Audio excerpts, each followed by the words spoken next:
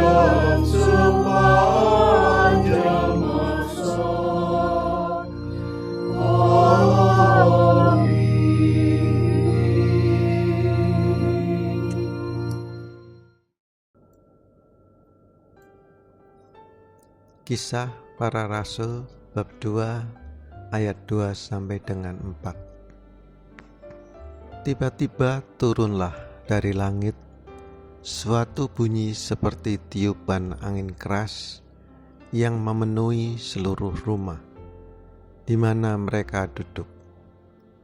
Dan tampaklah kepada mereka lidah-lidah seperti nyala api yang bertebaran dan hinggap pada mereka masing-masing. Maka penuhlah mereka dengan Roh Kudus. Lalu mereka mulai berkata-kata dalam bahasa-bahasa lain seperti yang diberikan oleh Roh itu kepada mereka untuk mengatakannya.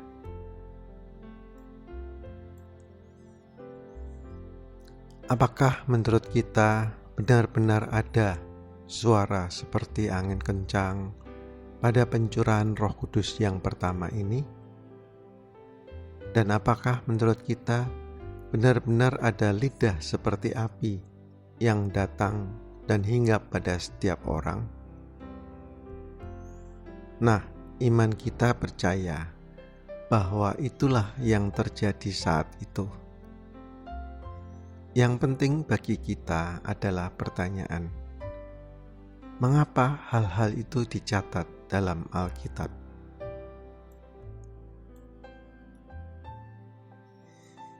Manifestasi fisik dari pencurahan Roh Kudus ini dicatat dalam Alkitab karena berbagai alasan.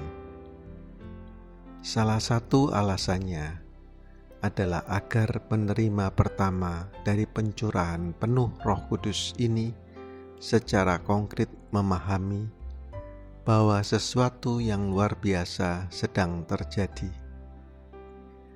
Dengan melihat, mendengar, dan merasakan manifestasi fisik dari Roh Kudus ini, mereka lebih mampu memahami bahwa Tuhan sedang melakukan sesuatu yang luar biasa. Dan kemudian, setelah melihat, mendengar, dan merasakan manifestasi ini, mereka disentuh oleh Roh Kudus, dipenuhi, dilingkupi, dan digelorakan oleh Roh Kudus. Mereka tiba-tiba menemukan dalam diri mereka semua yang dijanjikan Yesus, dan mereka akhirnya mengerti Pentakosta mengubah hidup mereka.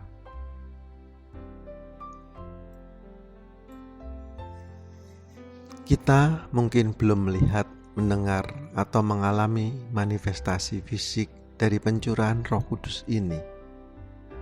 Tetapi kita harus mengandalkan kesaksian dari mereka yang ada di dalam kitab suci untuk memungkinkan diri kita sampai pada iman yang dalam dan percaya bahwa Roh Kudus itu nyata, dan kita mohon agar Roh Kudus memasuki hidup kita dengan cara yang sama.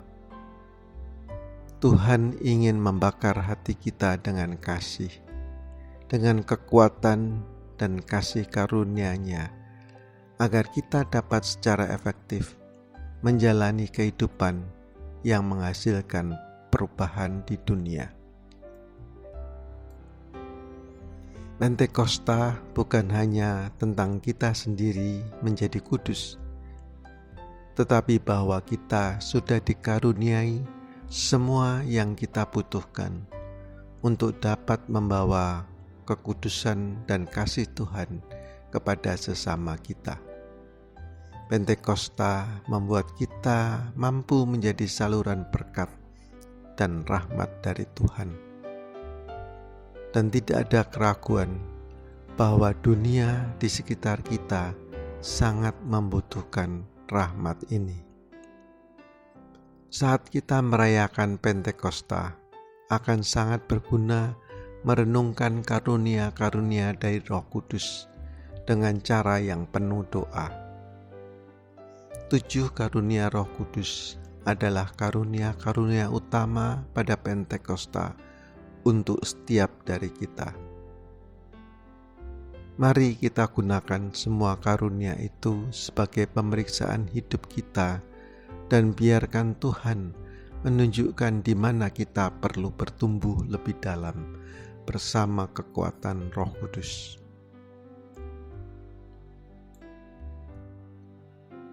Tujuh karunia Roh Kudus. Takut akan Tuhan. Dengan karunia ini, orang Kristen menjadi sangat sadar akan apapun yang dapat merusak hubungannya dengan Tuhan. Ada ketakutan suci untuk melukai hubungan ini, dan kasih karunia diberikan untuk menghindari hal-hal ini dengan cara apapun. Kebijaksanaan. Dengan karunia ini, orang Kristen diberi rahmat khusus untuk merenungkan realitas ilahi, sehingga kita dapat melihat gambaran besarnya dan mengetahui cara terbaik untuk menjadi alat perdamaian dan harmoni di dunia ini.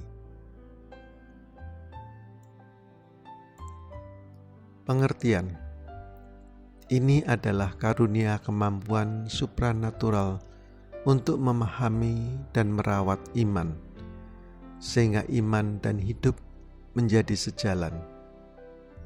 kita dapat memahami bagian wahyu yang lebih dalam, memahami penderitaan, dan memahami hal-hal yang membuat kita untuk ragu. Dengan karunia ini, kita bisa melihat bagaimana segala sesuatu dalam hidup dapat bekerja untuk kebaikan sesuai dengan rencana Tuhan. Pengetahuan. Dengan karunia ini kita tahu lebih dalam mengenal kecerdasan praktis apa kehendak Tuhan dalam situasi ini atau itu. Kita tahu bagaimana hidup, bagaimana membedakan kehendak Tuhan, dan keputusan apa yang harus diambil dalam kehidupan kita sehari-hari. Itu juga memungkinkan kita untuk belajar dari kesalahan masa lalu kita. Penasihat. Dengan karunia ini kita melihat diri kita sebagai bagian dari mata rantai yang membentuk keseluruhan gereja. Tuhan menggunakan kita masing-masing untuk membantu dan mendukung satu sama lain dalam perjalanan hidup kita. Kita tahu apa yang harus dikatakan dan bagaimana bertindak untuk bisa saling membangun dan menunjang satu sama lain. Ketabahan.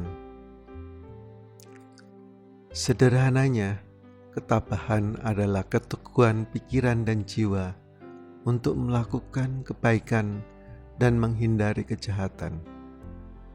Ini yang disebut keberanian Kristiani. Injil akan memanggil kita semua untuk hidup mencinta yang total. Ketabahan memberi kita kekuatan untuk apa saja yang seharusnya kita lakukan. Kesalehan. Karunia ini memungkinkan kita untuk pertama-tama menghormati dan mencintai Tuhan, tetapi juga untuk saling memahami satu sama lain dan saling menghormati sebagai anak-anak Tuhan. Marilah berdoa dalam nama Bapa dan Putra dan Roh Kudus. Amin. Tuhan, kirimkan Roh-Mu dalam hidup kami dan penuhi kami dengan karunia-karunia Roh-Mu. Roh Kudus, kami mengundang Engkau untuk memiliki jiwa kami. Datanglah Roh Kudus, datang dan ubah hidup kami. Roh Kudus, kami percaya kepadamu. Amin. Dalam nama Bapa dan Putra dan Roh Kudus. Amin.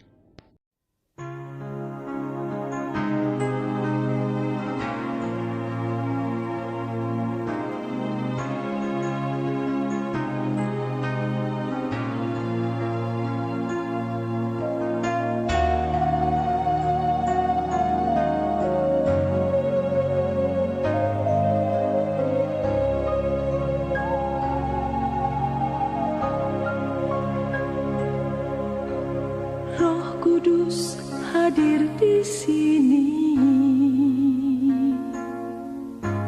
mengalir di bait suci. Perkara ajaib pun terjadi, kuasa mujizat nyata, karena Roh Allah sedang bekerja.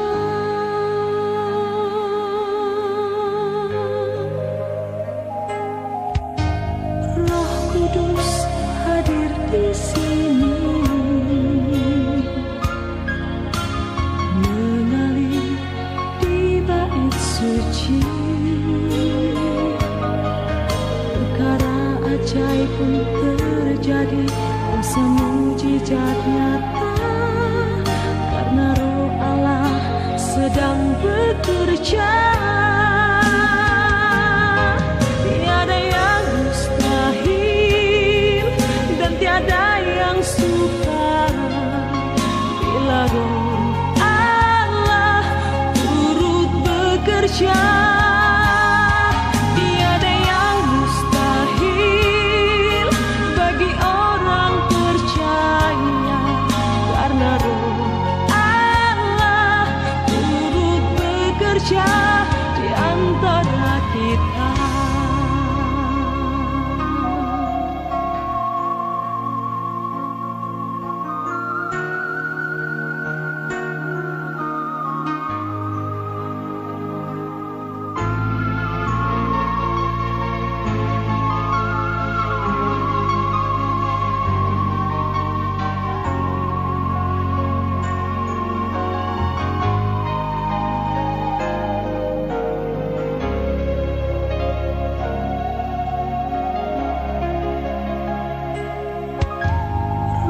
Kudus hadir di sini,